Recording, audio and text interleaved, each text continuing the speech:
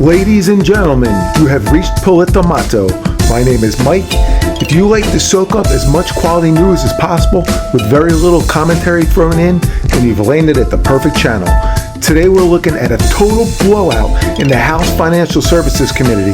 We've got Maxine Waters doing what she does best, fear-mongering about shady schemes and crypto cons to distract from her own party's failure to regulate.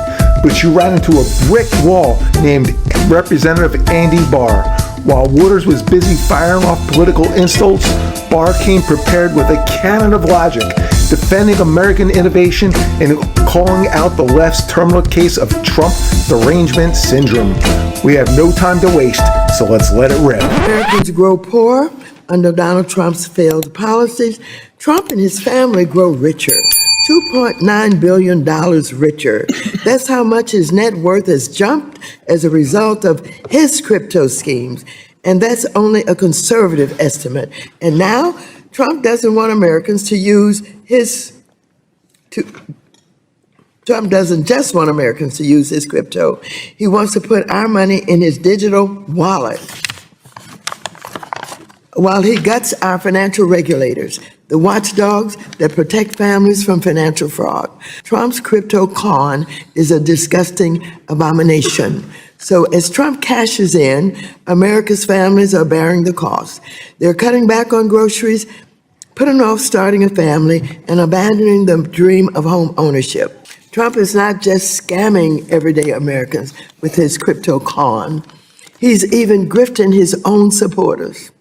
200 people collectively spent $148 million to attend his shady meme coin dinner with the promise of an exclusive experience. What did they get? Walmart steak, Costco freezer, idle halibut, recycled talking points, and just 20 minutes of Trump time. I guess you get what you pay for. The gentleman from Kentucky, Mr. Barr, who's also chair of the Subcommittee on Financial Institutions, is now recognized for 5 minutes. Thank you, Mr. Chairman. Before I get into the merits of the Clarity Act and our market structure legislation, I just have to first address this red herring that my Democratic colleagues continue to push, this carelessly thrown out accusation and this baseless politically motivated attack against President Trump, that his support somehow for a regulatory framework for digital asset market structure is somehow corrupt, that he's personally profiting from our agenda to bring clarity to the stablecoin and market structure of digital assets. This is absurd, and they know it. They know that the president's assets are in a blind trust managed by his children who are not members of the administration. They're not in the government, they're in the private sector. When they throw these things out carelessly, these attacks, these personal partisan attacks against the president, it's not just Trump derangement syndrome. It's about them opposing American leadership in crypto. It's about them opposing making the United States the world's crypto capital.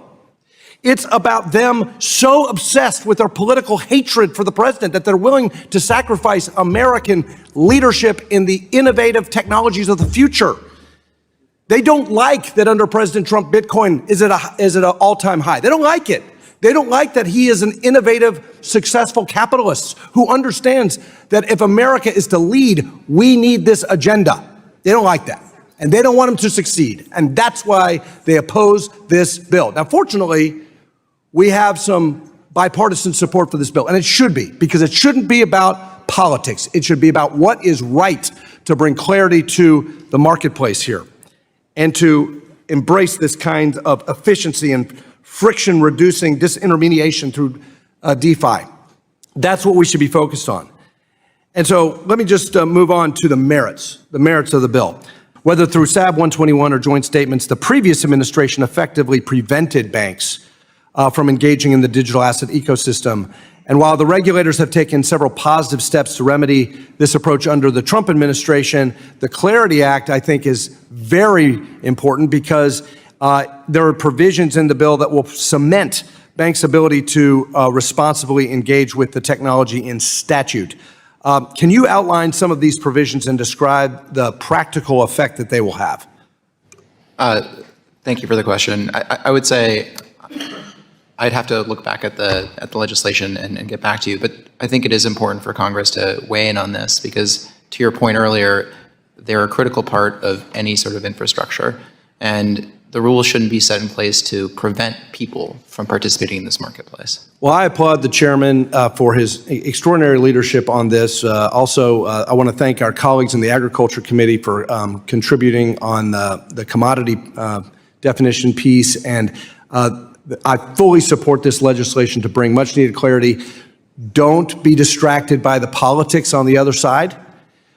This is important. And thank goodness we do have a president who wants to bring leadership to the United States on crypto. Thank you. Unbelievable, right? Maxine Waters calls Trump a disgusting abomination. I guess she hasn't looked in the mirror lately. This woman is straight out of a Michael Jackson Thriller video. You know, the graveyard scene? It's not only her looks. This woman's gruesome on the inside, too. Just one lie after the other. Representative Barr, on the other hand, is actually trying to save the American dollar. In this day and age, how is it possible that the leadership on the left is more worried about a dinner meeting than they are about China beating us in the digital asset race? If you don't know, I'll tell you. They prefer control over growth. They'd rather have 100% of a dead economy than 10% of a booming economy that they can't control. Maxine Waters is a perfect example of how for every $10 of potential wealth created by the private sector, the DC bureaucrats find a way to make sure that only $1 actually makes it to the American people. But everyone, that's going to be a wrap for this video. I really hope you all enjoyed the content. If you did, please smash that like button, subscribe, and while you're down there, maybe even leave a comment. I would love to hear what you guys think about Andy Barr shutting down the TDS in this hearing. I thank you all very much for your time. I hope you all have a wonderful day, and wherever you are, keep smiling.